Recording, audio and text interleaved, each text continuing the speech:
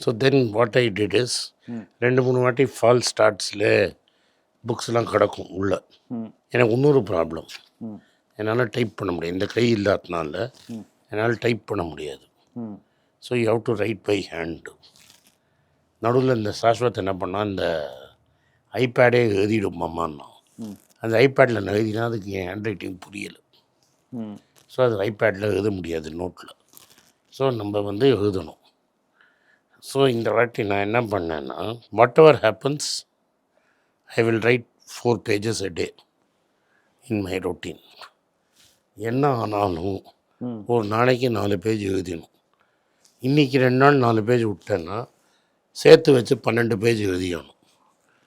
So அதனால் இந்த 2 பேஜை விடவே மாட்டேன். ஒரு வாரத்தில் இவ்வளோ முடிச்சே ஆகணும். நீ ஊருக்கு போறியா, பொட்டியை எடுத்துன்னு போ, பேகை கட்டி எடுத்துன்னு போ, எழுதிகிட்டே இரு. Don't worry about the end, what they will see and all that. அன்றைக்கி கொடுத்த சாப்டர், அந்த சாப்டரில் உனக்கு என்ன தோன்றுறதுன்னு புரிஞ்சிடுது.